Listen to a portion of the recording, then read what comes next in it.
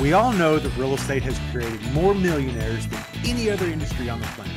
We also know that it has created a lot of heartache due to mismanagement, overborrowing, and just simple life events that happen to all of us. Welcome to the CashFlowPro podcast. My name is Casey Brown, and I am your fearless leader. And although we might be bourbon sipping and at times foul-mouthed Southerners, we will always do our best to be honest, straightforward, and due diligent with all of the information we pass along to you. Welcome to the show. Hey there, and welcome to today's episode of CashFlowPro, your daily real estate investing podcast and YouTube channel. I'm here today with Gino Barbaro from Jake Gino. Gino, how are you today? I'm doing great, Casey. And I'm just thinking to myself, the title of your show is awesome because we say if it don't cash flow, you let the grass grow. And it all starts with cash flow, doesn't it?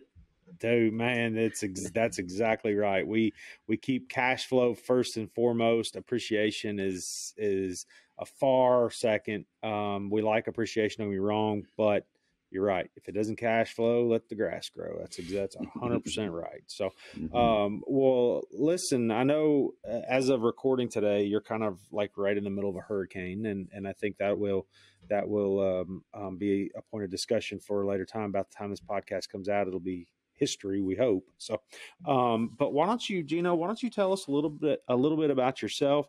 There's several different little segments I'd like to get into here. One of the main ones being because we have a lot of beginning capital raisers that listen to this show, and beginners and specifically, I don't know if it's specifically multifamily, but specifically in capital raising activities around syndication kind of stuff. And I'd like for you to share some insights into how to get going, what you all provide from the Jake and Gino education standpoint. I know you all have a massive following and a massively wildly successful program that I think you all have really gained a lot of notoriety in the industry for. So tell us a little bit about yourself, and then we'll kind of tackle these things one at a time. Well, Casey, a hurricane ain't stopping me from getting on a podcast. It ain't going to stop me from underwriting deals. We can make excuses. And I think that's the number one place we need to start. If you want to raise capital and you want to get into this business, it's all about responsibility. Doesn't matter what color you are. Doesn't matter what gender you are. All that matters is that you show up every single day. And I think that's in any endeavor in life. And I can sit up here and preach. I had a restaurant for over 20 years. Loved it until I didn't love it. Felt like I was on the hamster wheel. And it was 2008 is when that pinnacle moment I said to myself, I'm working more. I'm making less. I don't see a future for myself. How many of you out there feel like that? I felt like that back then. I read a book by T.R. Vecker, The Secrets of the Millionaire Mind. It totally shattered my conception about everything. It's all of a sudden, hey, I have a financial thermostat. Mine's set to about 150 grand a year. One year I make a little more, one year I make a little less, but it always goes back to that number for some odd reason. That's the way I was wired. And the other thing was I wasn't taking responsibility. Yeah, it's the honest truth. If we're really honest with ourselves, there's this certain button in our brain where we sort of self-sabotage, and to say to ourselves, we get success. And all of a sudden we have that success. We sell the deal and we go invest in crypto, and we blow it. We do things we're not supposed to do. So for me, it really comes down to responsibility. And my whole life has been all about that. I've been in business since I was 22 years old. I'm 52 right now. I have 6 children, ages 23 to 8. We homeschool our kids, have a business with Jake and Gino, work with my wife. And for me, I thrive off of that. And we started investing in real estate, Jake and myself. We just wanted to buy a few deals, make some money, and then eventually maybe leave our jobs. And I'm here to tell you right now, really become clear on why you're doing this. And if you're out there raising capital, you need to look at raising capital as a business. People look at it as a side hustle, or when you're raising capital, you need to create systems when you're raising capital. You need to build yourself a brand. And how do you do that? Before you even start any of that, you better have read at least 50 books on the topic. You better have gone to at least 2 or 3 seminars. You better have talked to about 100 capital raisers, and then start building the list, and then start learning how to talk to people about raising money. And then the most important thing that I think I'm touching my head here is you need to be the go-giver. And when you're raising capital, it's not about you. It's about how you're going to make money for others. How are you going to offer the opportunity? And a lot of people who get into the real estate business, specifically multifamily, they're looking at acquisition fees, and they're looking at dispo fees, and they're looking at all these other fees. Oh, look at what you're going to make. You look at what you're going to make. And for me, I didn't have this early on because I bought deals myself. I didn't have to worry about investors. That's one of the reasons why I didn't start syndicating earlier on, because I didn't want other bosses. Investors are your bosses. You are their financial steward of their money. That's a great thing. And there's downsides to it all. So understand that before you get into it, that it's not a part-time hobby. Learn the craft. It can be a lot of fun when you start sending out checks to people every quarter on the money that you're making, and you're actually making money alongside them. That's a lot of fun, but there's a lot of work that you need to do before you get to that point. Yep. Yeah. And it's so unbelievable to me. I run into it. I come from the real estate sales background where again, my listeners are very well aware of that. And they know that a lot of my stories and a lot of my stuff ties back to my, cause that is like the root of real estate is getting in sales and figuring out, okay, hey, how are all of these deals kind of put together? And then you just kind of grow it out from there, and the deals get bigger and bigger and bigger. But man, it is so I want to almost slap the table when you talk about that little piece that's programmed in your mind, because for years and years and years and years, my real estate sales business, it ticked around $125,000 to $150,000 a year, after expenses, after tax, after everything. And I was just and it almost became a ceiling. And it wasn't until I decided that, hey, this is a me versus me scenario where I've got to do better. I've got to do better, because if I don't do better, I'm never going to grow. I'm never going to figure out. So that's when I stepped back and I was like, okay, how do you leverage these relationships? How do you leverage the fact that you can borrow money? How do you leverage the fact that you can do all this stuff? And then all of a sudden one day, almost like that bright light you see in movies that comes on when somebody has an aha moment, it was like other people's money. That's how people like Warren Buffett. That's how people like Grant Cardone. That's how people like all of these guys that you see that are news media worthy have done it. And it's Joe Fairless calls it OPM, other people's money.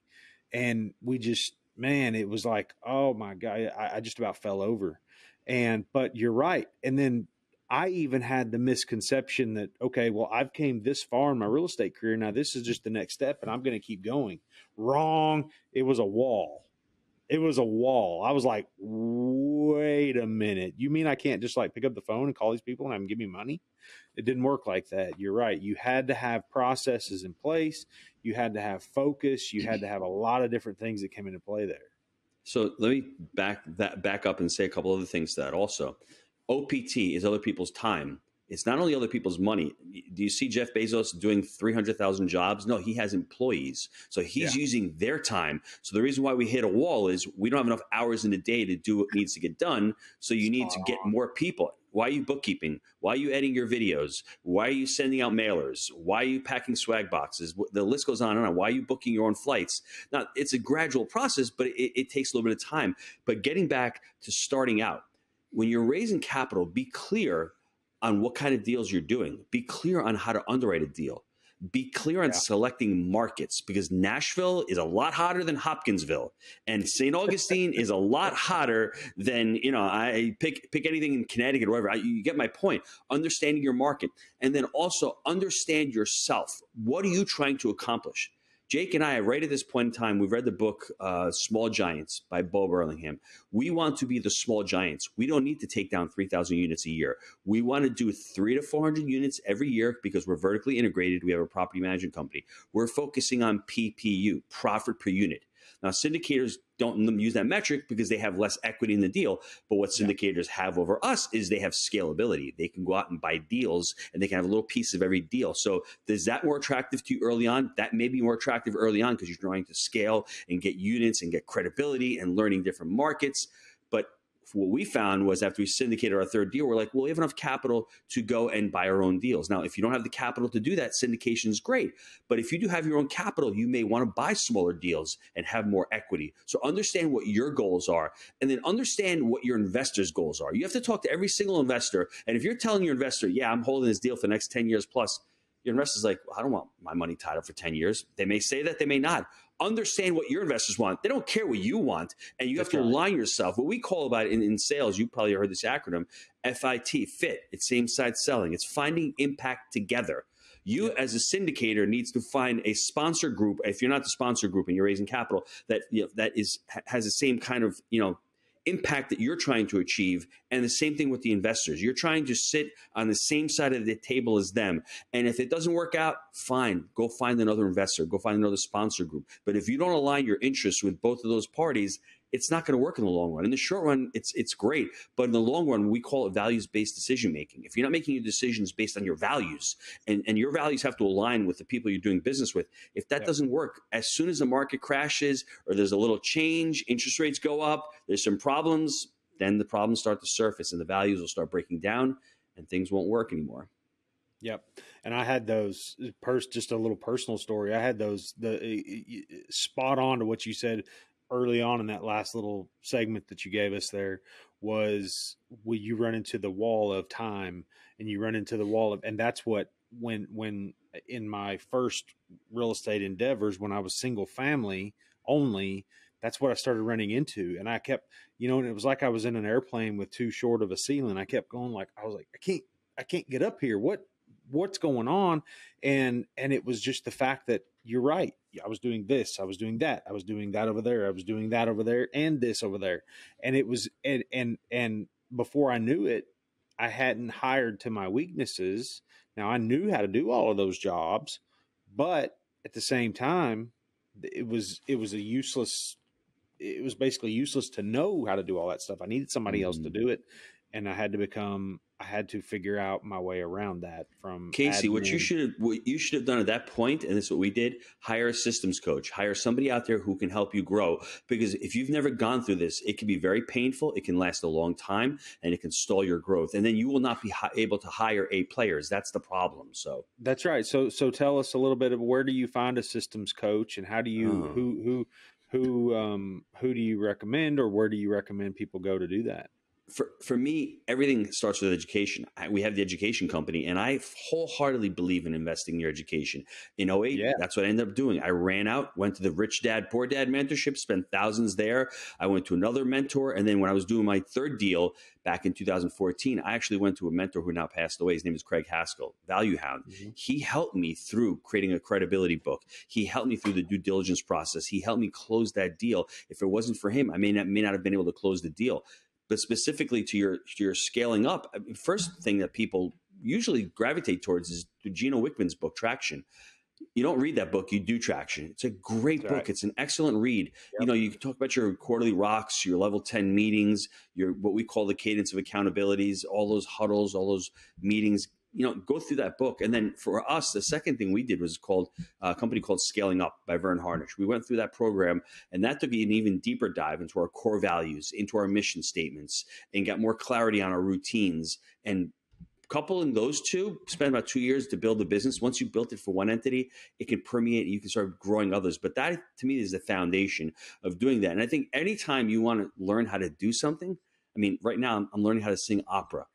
I'm not going to go on YouTube and listen to a couple, guys in Corelli or Caruso singing opera. Great, but I don't know what technique they're using. If you don't know how to read music, if you don't know how to speak Italian, you need to find a professional who's done it before and learn from that person and put in the reps. You have to have the cadence. Every Wednesday, I go to choir practice. Every Friday, I have my lesson, and I sing on church on Sunday. That's 3 touch points. And then another day or two of the week, I'm practicing. So you need to have that accountability piece, but you also need to find out someone who's an expert and who will help you out. And when they're listening to you, or they're hearing, they can correct you right on the spot and make sure that you don't have those bad habits at you. Because once you've got those bad habits, it's really hard to backtrack, to pull everything out, and to start from new. So start fresh, start with that foundation. And, systems coaching, it really allowed us to start scaling and start hiring the right people for our organization. And that's so crucial. And those systems have become they become such a backbone of everything that you do. And people think like there's one system, but when in fact, of course, our business is built off of several mini systems, right? They all work in one big system together as things move up. And that's what but systems are really what the human mind longs for. You know what I mean? Like people Mm-hmm. love to be able to put something in the top and then watch something come out. And I guess that goes all the way back to Henry Ford and the assembly line, Mm-hmm. and that's kind of how things. Yes. And now we talk about funnels, things that happen, kind of technology related stuff that happens. And so but man, that's, yeah, all of that is so good. And I don't know how you felt about learning opera, but that almost, to I know myself and probably the bulk of our listeners, has to be the ultimate out of your comfort zone or out of their comfort zone kind of idea or thought. Even if they like to sing, it's Well, it's definitely. one of those things that if you can get into multifamily and I can learn how to sing, learning how to sing is it's first of all, I'm Italian. So my opera teacher says Italians have all that born, you're born with it, right? If you can be born with it, but if you don't know how to use it, it don't make any difference. If I'm 6'8" and I've never touched a basketball, it doesn't mean I'm going to go to basketball. I have to really refine the skill and I have to practice the skill. And it's another one of Sure. those things early on, early on in my life, I might not have been able to do it because I may not have had the self-confidence. I still hate Yep. hearing my own voice, but him I'm the telling me same I'm way, good. man. Yeah. Him telling me I'm good, him showing me the technique, practicing it over again and over again, learning the music. Like I know how to read music, so I had an advantage. I knew how to speak Italian. I had the advantage. But putting in those reps and sounding bad and then making a mistake, learning that mistake, and then going to the next part. It's like a building block. And I think Yep. people want to go from A to Z. And it's the same thing in multifamily. It's going to take you a few months how to learn how to really underwrite a deal really well. You're going to Yep. learn net operating income. Then you're going to learn CapEx requirements. Then you're going to see what happens with the debt. Then you're going to look at debt coverage ratios. And then you're going to look at how much per unit are in expenses. Then you're going to look at the rent rolls and figure that out. Then you're going to figure out loss to lease. Then you have accrual accounting versus cash-based accounting. And it's like stacking blocks. And you just give yourself the patience because we're not born with these skills. Yep. Anyone who's got 20,000 units today started out with 2 or 3 doors. Yep. They just learn. Practice makes progress. Not Yep. practice makes perfect. Practice makes progress. And if you find a partner, let me say this one last thing. This is really important. Yeah. I started singing because of my kids. My kids were all singing. They were really good. So I have this little joke with them. I don't want to lose to them in anything. I just hate losing. I'm really competitive. So I want to That's sing right. as loud as them and better than them. And they're better than me, but it gets me going. It gives me the excitement. So I have the accountability. And it's the same thing with the real estate. Jake is my accountability partner. He's my partner, but he's also my accountability partner. I can count on him and he can count on me. I'm not letting him down. It's a hurricane today, 2 p.m.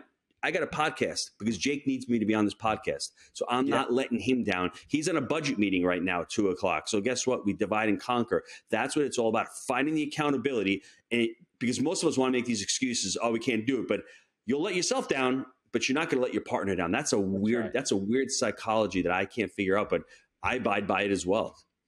That's right. And I can't tell you how many times in my just life I'm like, okay, well, I'll do that tomorrow. But if you have somebody that's dependent on that and they're dependent on it in an hour, there's no there's Yes. no stopping and wait until tomorrow. And that's wonderful. And so let's talk a little bit. So I'd like to dig in on some of the real world stuff that Jake and Gino really have going on, like real deals. And I'd like to rewind time here just a little bit. And I'd like, because you made mention there's somebody that has 20,000 doors, obviously started with 1, 2, 3, 5, whatever the scenario is. This obviously something smaller than what they have today. But tell us a little bit about your first deal and how did you all identify? We've said the word underwriting several times on here. Now, obviously, we don't need a run through of the whole model because we all know that or should know that or have some variation of that. But how did you all tell us about the first deal? Anything that comes to mind? Yeah, now that I reflect back on the first deal, I wish I'd known more about market cycles. We've created something called the Isn't three that the pillars. truth? Yeah, we've created something called the 3 pillars of real estate. It's market cycle, debt, and exit strategy. When we bought Jake that and first Gino. deal, You're talking about Jake and Gino. yeah, The Jake and three. Gino. Yes, Okay. we created they're all out there. Market cycle, debt. We just put all 3 of those factors together. And what do I mean by that? In 13, it was a buyer's market. There were deals sitting on LoopNet. That was the market cycle. Back then, we should have been buying as many C properties as possible because the price per door was ridiculously low. We could It was have like added a ton of 15,000, value. 20,000. I mean, it was nothing. It was nuts, but At the same time, GDP was 1%. Consumer sentiment sucked. Rents were $300 for a one bedroom in Knoxville. Now they're $1,000. So it's all relative. So understanding where you are in the market cycle, you're able to understand, well, what should I be buying? What type of debt should I be getting? So back then you get a shorter term debt because you're going to refi out on these deals or possibly flip out on the deals. So understanding the debt and the exit strategy. For us, we were always buying holders. So we bought that first deal 9 years ago. We still own that first deal because we've refied it out. We've been able to hold it. So things that popped out to me on that first deal, when I look back, the mistakes that I made, not enough CapEx. We actually could have probably paid a little bit less at the time. We could have retraded a little bit more, but we didn't know. But we got it at such a good price that it didn't matter. Nowadays, the problem with the market in this part of the market cycle, even though things are shifting, you're buying on pro formas. You're buying on like your pro formas where, hey, rents are 600, they can go to 900. So there's a lot more work today involved as opposed to when you're in a buyer's market, you're buying stuff at an actual cash on cash where it's actually making money today. Very hard to find deals that make money today in this market.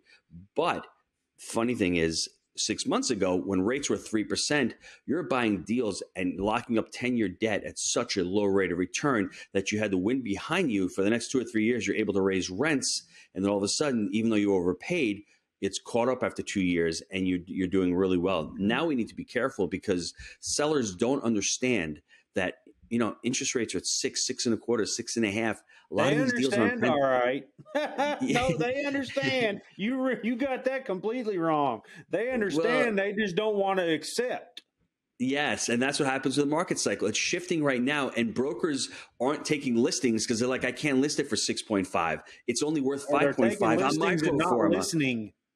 Yes. And well, that's the worst thing a broker. Any good broker will not do that. So brokers who are really knowledgeable and really good will take a listing. And you may think it's overpriced, and I may think it's overpriced, but they have a pulse in the market. They know what the cap rate is, and they know how to price the asset. There's so much demand for that asset. Demand is pulling back a little bit. There aren't as many calls to offer. Just be careful in this part of the market cycle buying an older asset. If you're going to hold it for the long term, because you may have a lot of CapEx, a lot of budget requirements. And if you're buying it at a certain price point with an interest rate that's high, and let's not even talk about bridge debt, but if you're getting, you know, not fixed debt and a debt, you know, has got to reset in 2 or 3 years, well, where are rates going to be? You have to worry about that component as well. So, you know, our first deal, when I look back at it, obviously wish I'd bought 20,000 units back then, but we didn't have the capital. Nobody was raising money back then. It was very hard to raise capital in that environment. There wasn't a lot of capital in the market because right now you have all that PPP money, all that SBL, all that money's out there. But years ago, there was not that demand. And if we take a real history lesson back in 17 with the Jobs Act, with bonus depreciation and cost segregation, that really opened the floodgates for multifamily. And that's what really, I think, elevated the asset. You see investor demand and capital flowing into the market. That's what's pushed up asset prices, compressed cap rates. And looking at that and going forward, I don't see a crash in the market. I see a deceleration because you have to remember, where are people putting their money? It's not going to the stock market. It's not going to crypto. Money. It's just a matter of where it's moving to and who has control of it. Hi, this is Casey Brown, host of the CashFlowPro podcast and YouTube channel. Have you been thinking about investing in real estate but just don't know where to begin?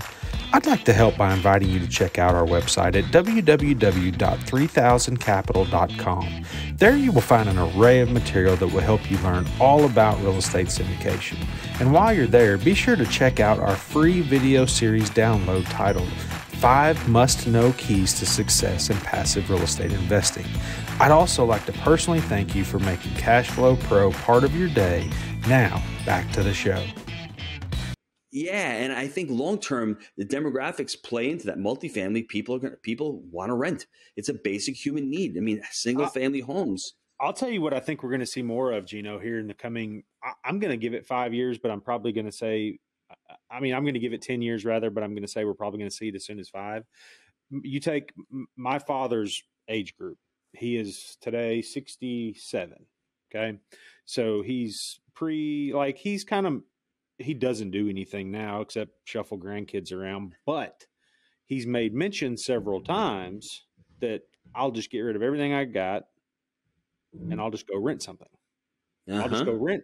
I don't have to take care of the yard. I don't have to pay the taxes. Yes. I don't have to if something breaks, I don't have to worry about fixing it.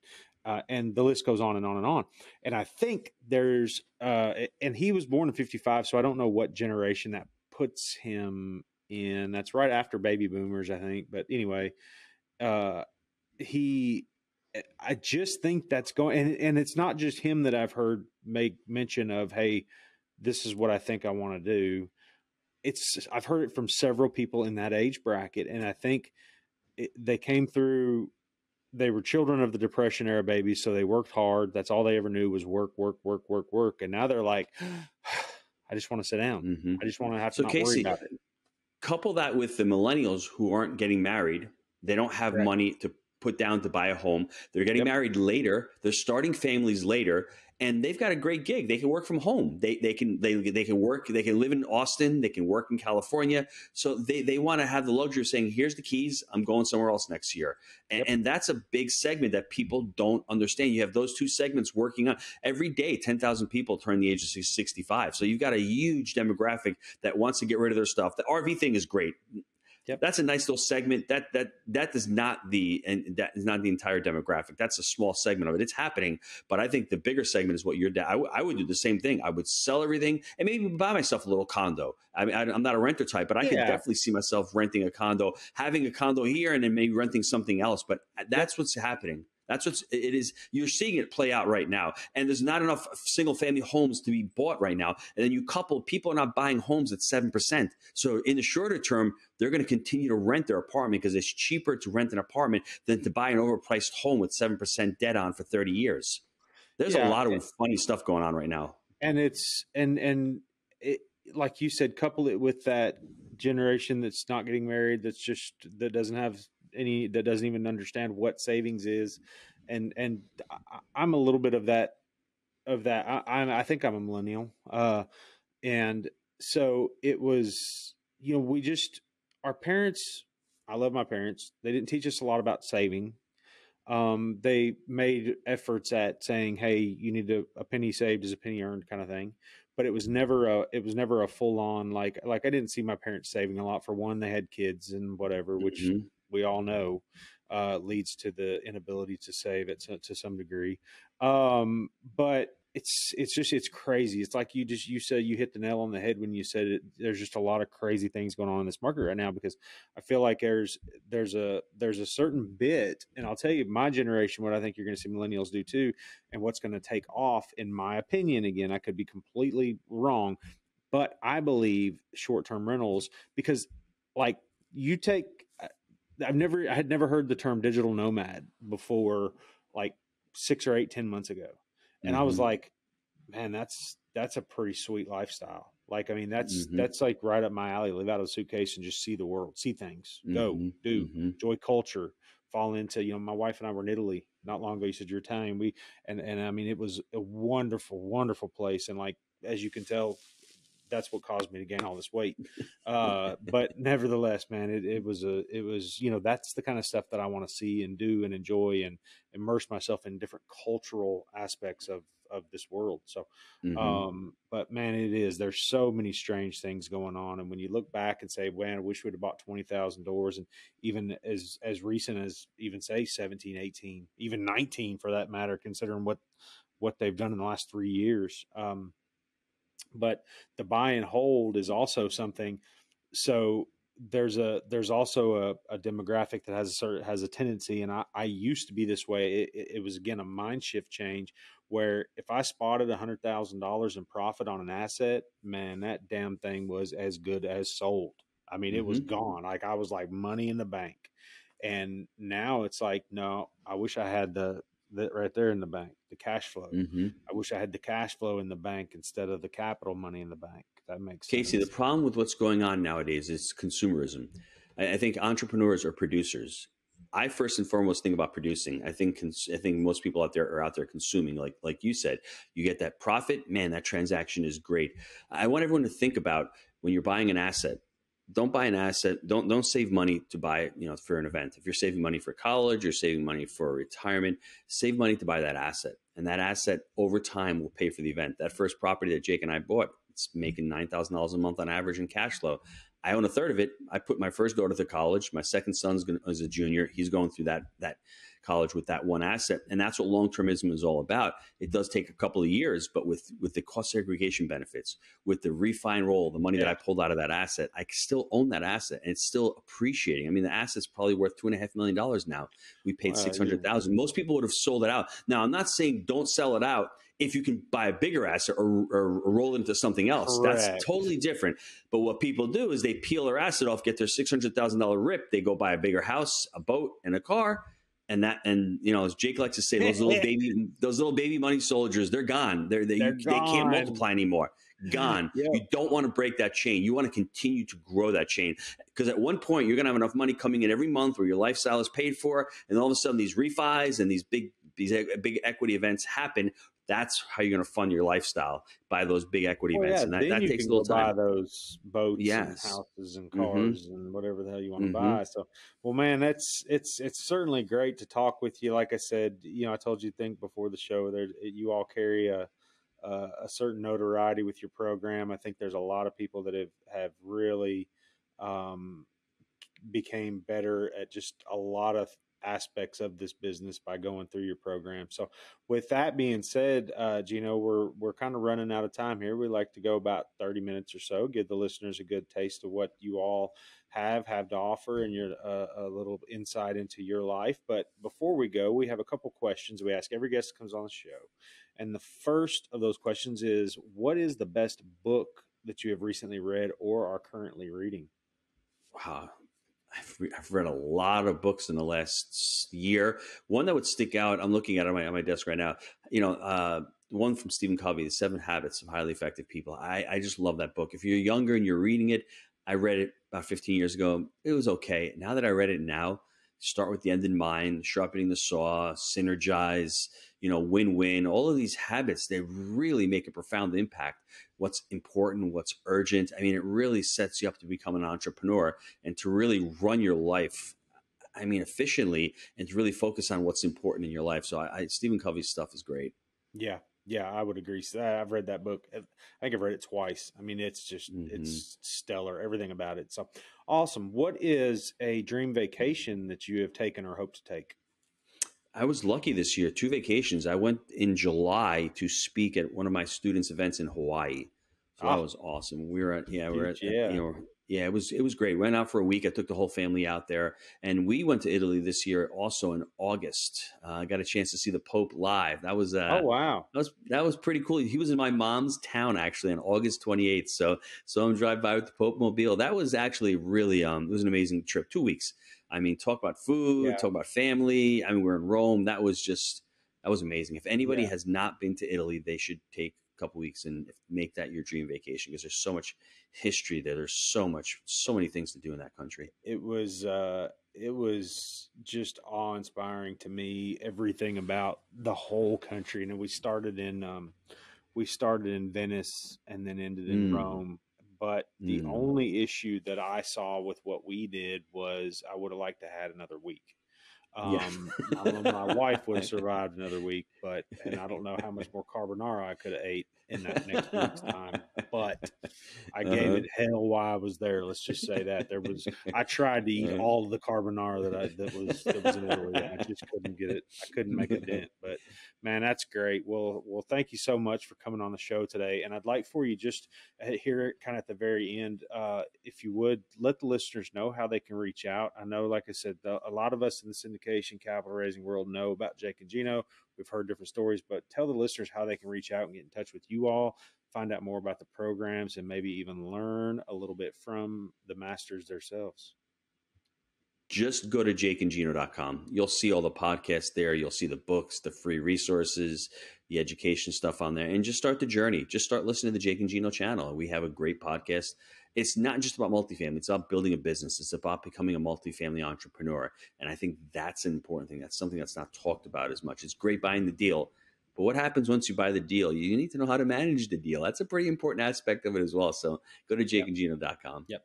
Awesome. Well, Gino, thank you so much, man. We appreciate it. I know that carving a little bit of time out to be with us during the middle of a hurricane was probably, but I guess you got one coming with Jake here pretty quick too. So he owes you. Well worth it, my friend. Well. Yeah. Awesome. It was awesome. Thank you. Well, listen, listeners, if you would, please head down and smash that subscribe button. While you are there, please leave us a review.